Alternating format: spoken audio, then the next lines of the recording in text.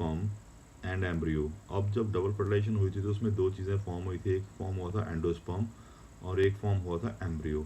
सो endosperm जो होता है वो एम्ब्रियो का असल में फूड होता है, खाना होता है उसका। And how does it takes place, कि अब कैसे कैसे आगे इवेंट्स होंगे, एम्ब्रियो कैसे डेवलप होगा और एंडोस्पर्म को क्या होगा, this all comes under the post fertilization structure and events. So let us first of all study about the endosperm. Endosperm development precedes embryo development. The primary endosperm cell divide repeatedly and form a triploid endosperm tissue. So जो primary endosperm था जो form हुआ था, अब उसके cell divide हो रहे हैं और it form a triploid endosperm tissue. The cells of this tissue are filled with reserved food material and are used for the nutrition of the developing embryo. So endosperm actually it is the food for the embryo. In most common type of endosperm development, the PEN undergoes successive nuclear division to give rise to free nuclei. तो उसमें जो endosperm होता है, PEN is primary endosperm nucleus, it undergoes lot of divisions, बहुत divide होता है और उसके बाद it give rise to a free nuclei, large number of free nuclei. This stage of endosperm development is called free nuclear endosperm. So endosperm जो होता है, now it becomes free nuclear endosperm after a lot of divisions. Subsequently, cell wall formation occurs and the endosperm becomes cellular. और उसके पहले free था और उसके बाद जो है सेल वॉल फॉर्म होती है and the endosperm become cellular.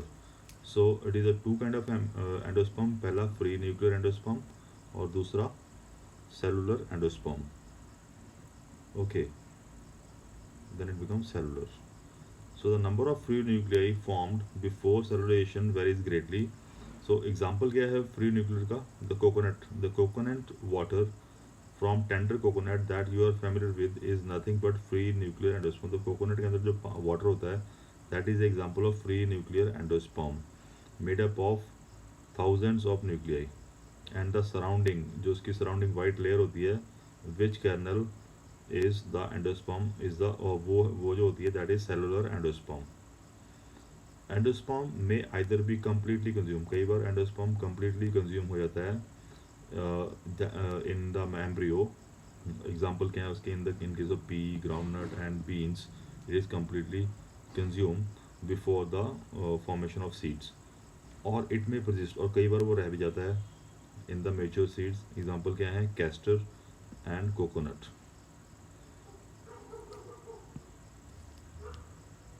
So उसके बाद now let us see the structure of embryo, कि embryo का structure जो होता है वो कैसा होता है. So embryo is of this is a, look at this figure 2.14, a typical dicot embryo. So एक dicot है embryo, एक monocot है. So this one is dicot and this one is monocot. Embryo develop, so let us now read here.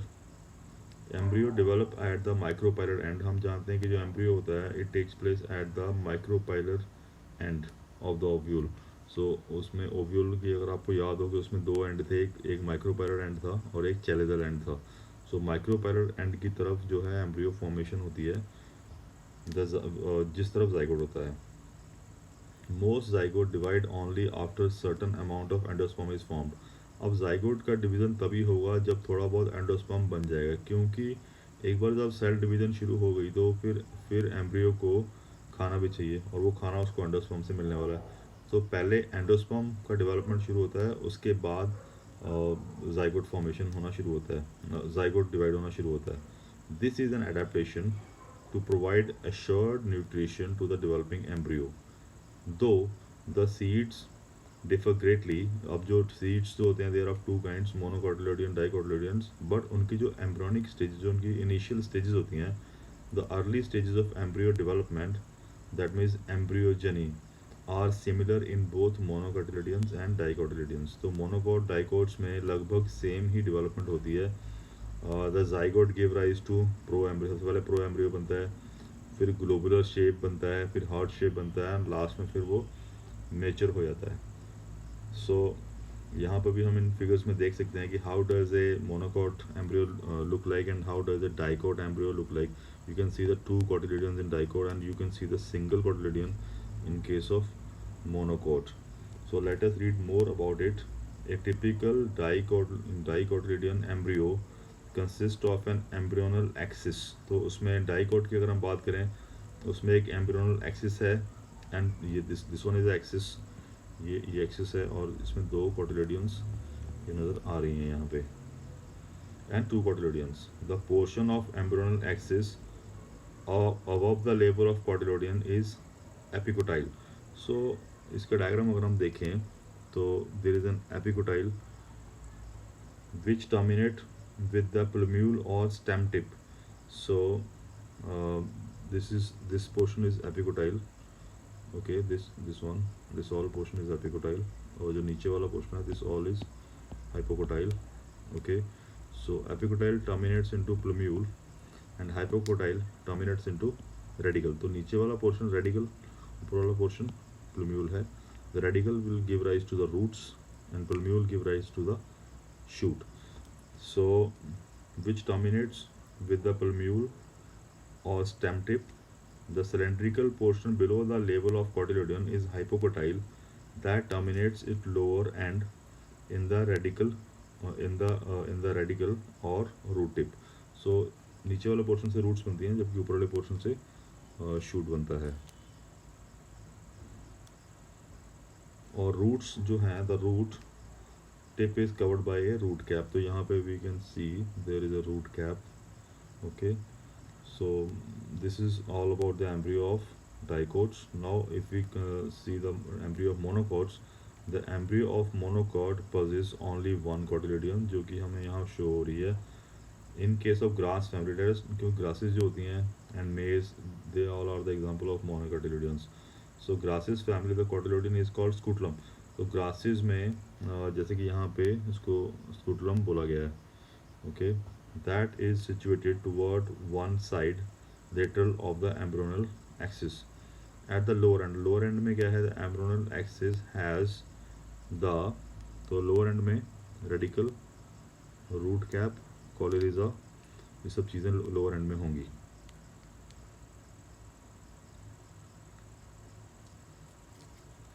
So lower end में radicle and root cap enclosed in an undifferentiated sheet called the coleryza and that is called as coleryza. The portion of the embryonal axis above the level of attachment of scutellum is epicotyle. So इसमें भी epicotyle है, upper portion को epicotyle बोल देते हैं. Let us see the diagram once again. So upper portion is here. Okay, इसमें mention नहीं किया हुआ but here it is epiblast, यहाँ epicotyle इसको बोल देते हैं.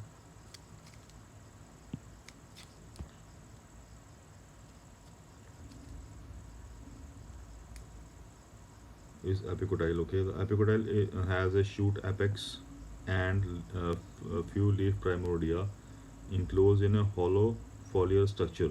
Foliar मतलब जो it is leaves के जैसा हो. In coleoptile, so in the coleoptile. Okay, so coleoptile is this all upper portion is a part of coleoptile, जिस तरह की lower portion is a part of coleryza. So you can see the diagram once again. Okay, so here it is mentioned coleoptile and here it is mentioned coleryza. So both of these diagrams, the diagram of monocot embryo as well as diagram of dicot embryo, they both are very important from the examination point of view. So आज के लिए इतना ही. Thank you very much.